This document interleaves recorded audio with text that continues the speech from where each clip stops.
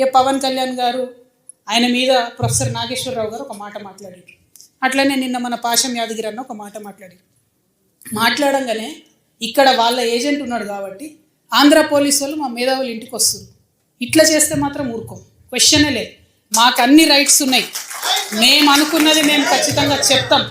రాజకీయంగా దమ్ముంటే దాన్ని ఎదుర్కోండి. మీ కాడ రాజధాని కట్టుకున్నాడు రాదు శాత కాదు, కానీ ఇడికి వచ్చాట తెలంగాణ నవనిర్మాణం చేస్తాడు. మా పని మేము చేసుకుంటాం, మా నిర్మాణం మేము చేసుకుంటాం, మా కథలు మేము పడతాం. రాష్ట్రం విడిపోయింది, ప్రజలు విడిపోలే. మీరు ప్రజల మధ్యలో చిచ్చు పెట్టకండి. చిచ్చు పెడితే మాట్లాడేటోళ్ళు లేరు, ఊరుకుంటోళ్ళు లేరు అనుకుంటారేమో.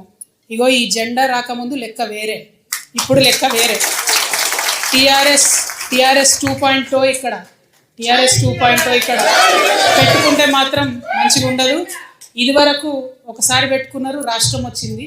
ఈసారి మూతి పనులు రాలిపడతాయి. కాబట్టి మీరు మా ప్రజల్ని తక్కువ చేసి మాట్లాడడం, మా మేధావుల మీద చేయాలనుకోవడం, లేనిపోని సాంస్కృతిక పెత్తనం మా మీద రుద్దాలనుకోవడం, మీకు అక్కడ రాజధాని కట్టుకోవడం చేతగాక మీ పొలిటికల్ పంచాయతీలను తీసుకొచ్చి మా మీద రుద్దడం.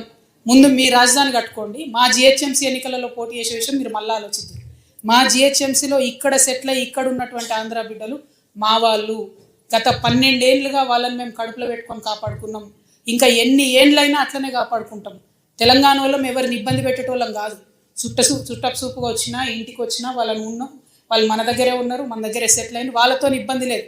రాజకీయంగా పెత్తనం చేస్తాం, సెక్రటేరియట్లో ఏలు పెడతాం, మీ విధానాలలో ఏలు పెడతాం, మీ నీళ్లు దోసుకుంటాం అంటే మాత్రం ఊరుకునేది ఉండదు. ఖచ్చితంగా చెప్తా ఉన్నాం.